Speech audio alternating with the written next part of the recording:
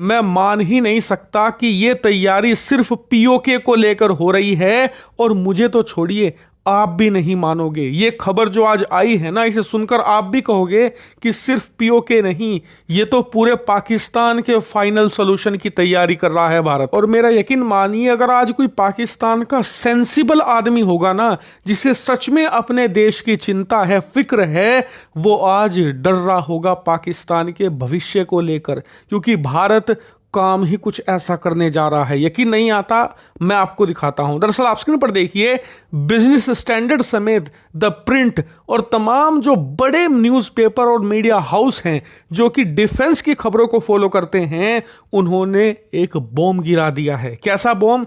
खबर यह निकलकर सामने आई है कि जो पहले बताया जा रहा था कि भारत 40, 36 या 50 या ज्यादा से ज्यादा 60 Su-57 लड़ाकू विमान खरीदेगा, वो सब झूठ है। क्योंकि अब भारत बहुत मेगा लेवल पर अपनी तैयारी शुरू कर चुका है और हम 36, 40 या 60 नहीं, पूरे 140 Su-57 स्टेल्थ खरीदने जा रहे हैं। और ये सिर्फ खबर नहीं है जो उड़ाई जा रही है, एक्चुअल में ब्लूप्रिंट है भारतीय वायुसेना का। कैसे? दरअसल भारतीय वायुसेना की प्लानिंग ये है कि 2+5 के फॉर्मेशन में हम ये लड़ाकू विमान खरीदें। नहीं समझे? दरअसल 2 स्क्वाड्रन लड़ाकू विमान सीधे रूस से इंपोर्ट किए जाएंगे, यानी कि जो रूस में बन रहे हैं ऑलरेडी फैक्ट्री में, वहीं से बनकर 2 स्क्वाड्रन यानी करीबन 36 से 40 Su-57 रूस से डायरेक्ट आएंगे। लेकिन जो बाकी के 5 स्क्वाड्रन लड़ाकू विमान होंगे, वो भारत के अंदर HAL की नासिक फैक्ट्री के अंदर बनाए जाएंगे। कई लोगों को लग रहा होगा कि यार रूस बनाएगा क्या भारत में? असेंबली कर रहा होगा, यानी कि रूस के अंदर लड़ाकू विमान बनेगा, उसे भारत के अंदर टुकड़ों में लाया जाएगा और फिर भारत की नासिक फैक्ट्री में जोड़कर यह कह दिया जाएगा कि यह मैन्युफैक्चरिंग भारत में हुई है। तो नहीं, ऐसा नहीं है। दरअसल रिपोर्ट्स के अनुसार 60 से लेकर 70% कंटेंट भारतीय होना चाहिए, यानी कि इसे बनाने में जो एलॉय यूज होगा, जितना भी प्रकार का मटेरियल होगा, उसमें 60-70% इंडियन कंटेंट होगा।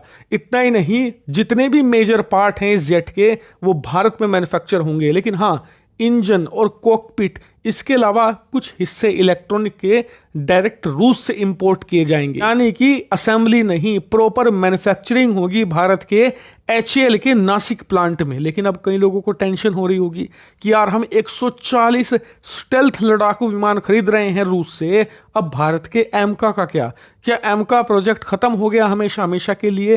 तो कतई नहीं।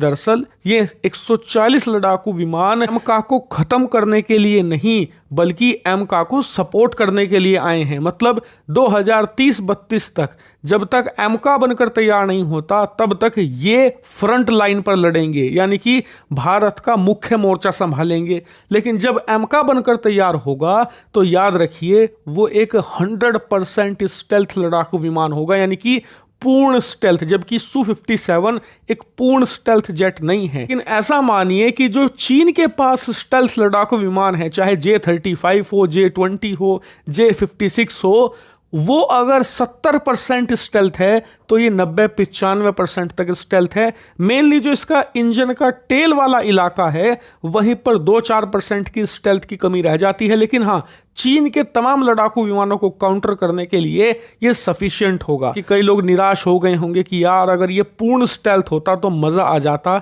तो यहीं पर आप गलत हैं। ये पूर्ण स्टेल्थ नहीं है, तभी ये एमका का कभी कंपटीशन नहीं बन सकता। यानी कि भारत सरकार या भारत की सेना कोई भी भविष्य में कितना भी जोर लगा ले, एमका के प्रोजेक्ट को खत्म कर ही नहीं पाएंगे, क्योंकि ये कभी भी कंपीट नहीं कर सकता एमका के साथ।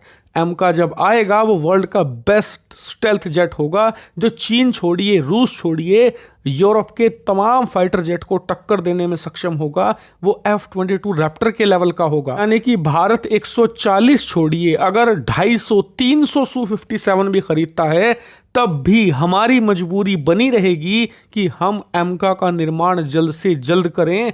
और यही की पॉइंट है, यहीं पर हम जीत में रहेंगे।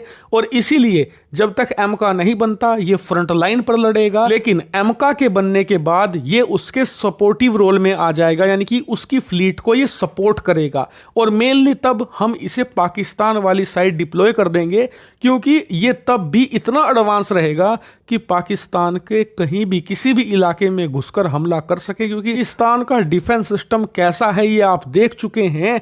Su-57 जैसा लड़ाकू विमान उनके लिए हमेशा काल बनकर सामने आएगा।